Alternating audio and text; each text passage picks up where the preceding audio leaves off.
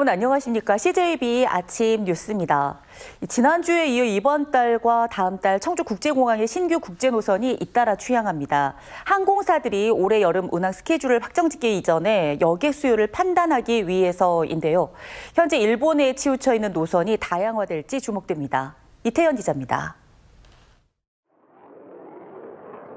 청주국제공항에서 일본 나고야를 오가는 노선이 지난주 신규 취항했습니다. 청주공항 개항 이후 처음입니다. 에어로케이는 나고야 노선을 다음 달 5일까지 일주일에 4차례 운항합니다. 이로써 청주공항의 일본 노선은 7개로 늘어났습니다.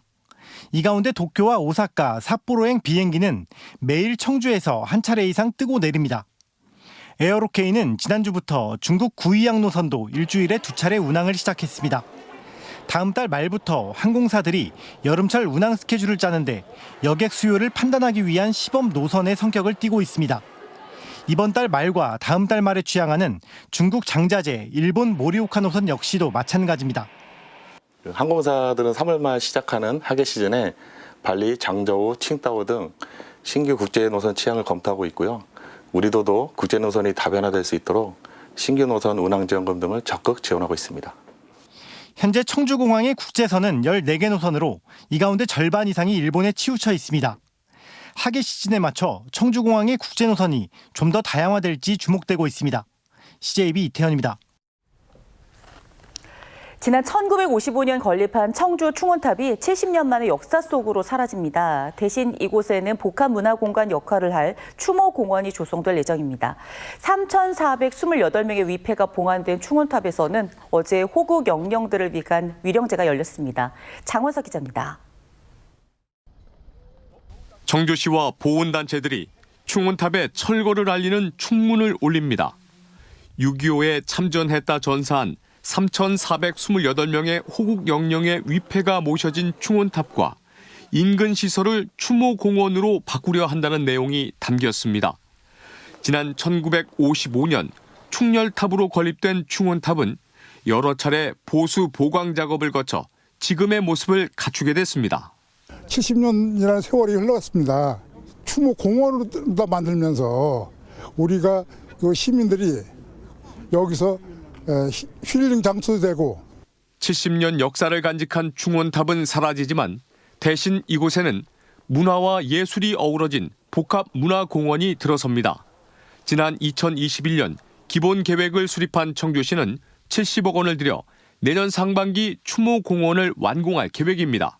우리 추모공원이 교육, 문화, 예술의 장이 되고 특히 통일안보 교육관이 될 수 있도록 추모공원은 24만 제곱미터 규모로 조성되며 13m 높이의 새로운 충원탑과 호국 영령의 이름이 새겨질 추모의 벽, 문화공간인 잔디마당, 테크 산책로, 481제곱미터의 다목적치를 갖출 예정입니다.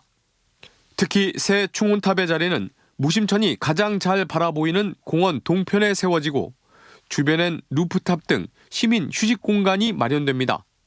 새 충원탑이 들어설 추모공원은 미술관과 도서관을 연결하는 허브로 복합 문화공간 역할을 하게 됩니다. 우리 시민 여러분들께서 역사를 배우고 편안하게 휴식할 수 있는 추모공간뿐만 아니라 복합 문화 휴식 공간으로 완전히 탈바꿈하게 될 것입니다. 청주시는 이달 중으로 충원탑 철거 작업을 마무리하고 다음 달부터 추모공원 조성공사에 들어갑니다. CJB 장원석입니다.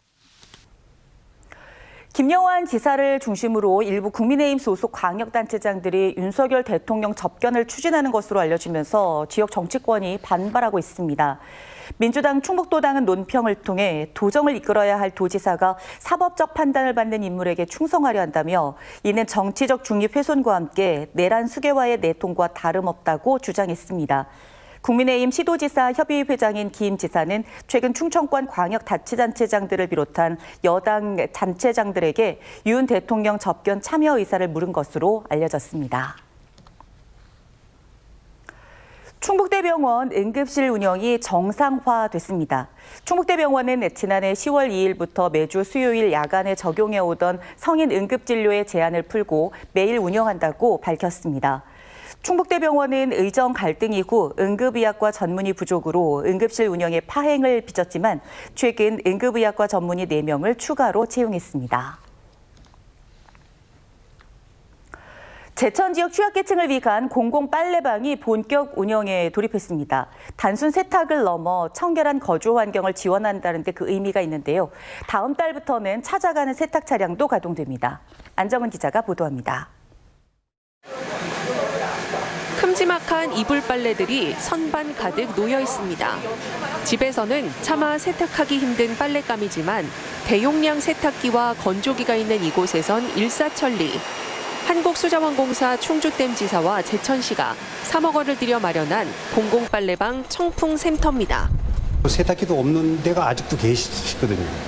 너무 빨래를 못 하셔가지고 이불이 정말 안 좋은 상태였었는데 몇 번을 돌려가지고 그나마 이제 좀 깨끗해지고.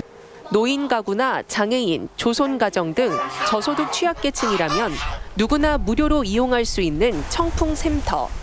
세탁물을 직접 가져오거나 수거 신청하면 세탁과 건조, 배달까지 모든 과정을 지원하는 원스톱 세탁 서비스입니다. 고맙지요. 이게 더군다나 이 물빨래 같은 건 커서 좀만 이제 빨래 같은 거 모르는데 커서 이거 널기도 그렇고 아주 일하기 나빠요. 그런데 제천시는 공공빨래방이 취약계층의 경제적 부담을 줄이고 환경 개선에도 큰 도움이 될 것으로 보고 있습니다. 홈페이지 신청도 하실 수 있고 또 그렇지 못하는 분들은 이제 각 통장님이라든가 이장님들한테 이제 연락을 해서 이장님들이 저희들한테 해서 저희가 수거하러도 가고. 제천시 공공빨래방 청풍샘터는 다음 달부터 한수, 덕산 등 남부면 일대를 찾아가는 이동빨래 세탁 차량도 가동할 계획입니다. CJB 안정은입니다. 충청북도가 이번 달부터 충북형 도시 근로자를 모집합니다. 충북형 도시근로자 사업은 구인난을 겪는 중소기업과 경제활동에 참여하지 않는 유휴인력을 단시간 근로로 연결해주고 지자체가 40% 수준의 인건비를 지원해주는 일자리 정책입니다. 지난 2022년 사업이 시작된 이후 지금까지 10만 5천여 명이 충북형 도시근로자로 일했습니다. 충청북도는 올해 목표 인원을 30만 명으로 정했습니다. 충북교육청이 급식 종사자와 학생들의 건강권을 강화하기 위해 올해 급식실 환경 개선과 안전한 식재료 지원에 적극 나섭니다. 우선 조리 종사자 건강권과 노동 강도를 경감해주기 위해 404개 학교의 급식실 시설 개선과 조리기구 현대식 교체에 740억 원의 예산을 투입합니다. 또 전국 9개 광역도 가운데 가장 많은 1,400억 원의 식품비를 지원하고 방사능, 중금속, GMO 성분 검사를 강화하는 등 안전한 식재료를 공급한다고 밝혔습니다.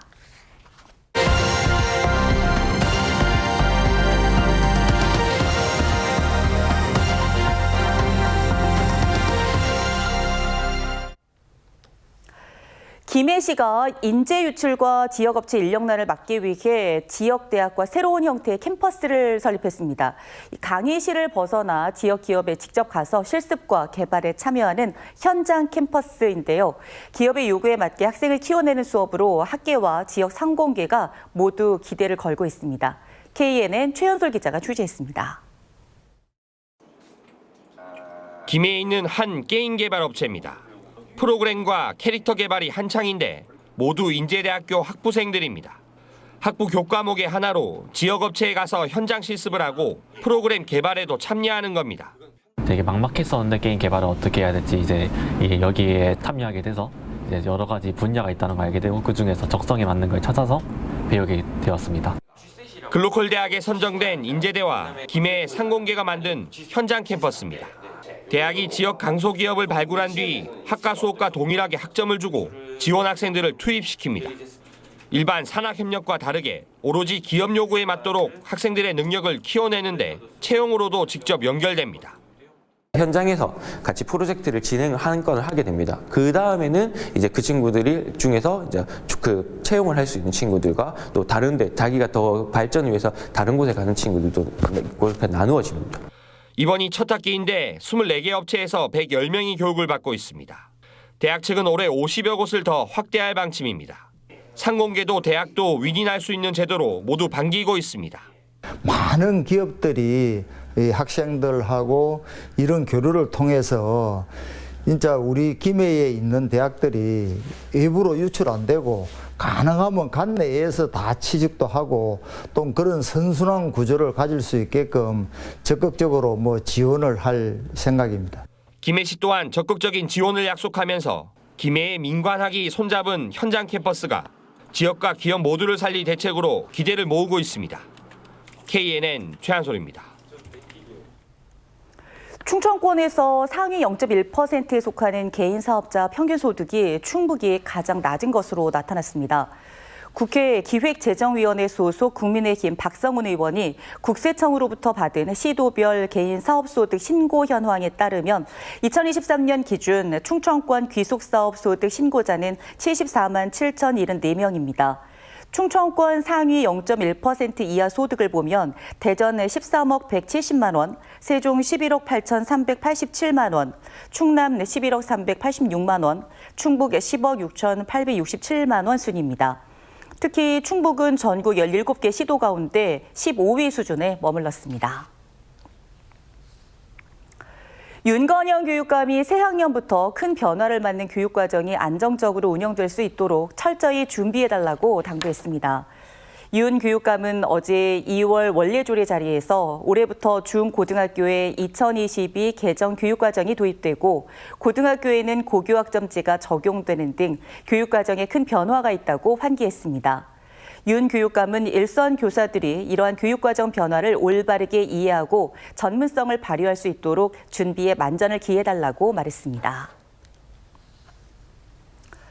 청주시는 이달부터 결혼비용, 출산가정 대출이자 지원 사업을 시행한다고 밝혔습니다. 혼인 1년 이내 39세 이하 청주 거주 신혼부부는 2년간 주택담보대출 등 이자에 대해 최대 100만 원까지 지원받을 수 있습니다. 또 최근 1년 이내 출산 가정은 3년간 대출 이자에 대해 최대 150만 원까지 지급할 계획입니다. 다음 달부터 충주시를 제외한 도내 10개의 시군 도시가스 수용과의 인입배관 공사비를 내지 않아도 됩니다. 충청북도는 이달 안에 도시가스 공급 규정을 개정해 가정에서 절반씩 부담했던 인입배관 공사비를 가스 사업자인 충청에너지서비스가 부담하게 될 것이라고 밝혔습니다. 지난 2022년 도내 가정에서 부담한 인입배관 설치비는 12억 원으로 세대당 평균 90만 원에 달했습니다. 그러나 충주시는 도시가스 공급 사업자인 찬빛 충북도시가스가 개정 보류를 요구해 대상에서 제외됐습니다. 음성군이 희망택시 이용 요금을 1,500원에서 1,000원으로 인하합니다. 탑승 최소 인원도 운행기간 구분 없이 1명 이상으로 개정해 시행합니다.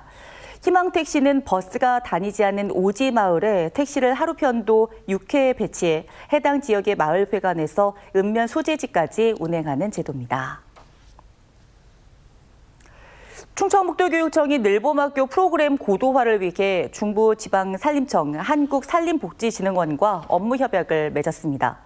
이번 업무협약으로 숲교육을 비롯해 산림청이 개발한 늘봄 프로그램을 학교 현장에 제공하고 늘봄 프로그램 강사 인력 풀을 구축하는 등 협력을 강화하게 됐습니다. 한국가스안전공사가 창립 51주년을 맞아 비전 선포식을 개최했습니다. 어제 행사에서는 국민 안전과 미래 에너지를 선도하는 가스안전 책임기관이라는 뉴 비전을 선포했습니다. 박경국 한국가스안전공사 사장은 새로운 비전 아래 국민이 더욱 안심할 수 있는 안전망 구축에 최선을 다하겠다고 밝혔습니다. CJB 아침 종합 뉴스를 마치겠습니다. 고맙습니다.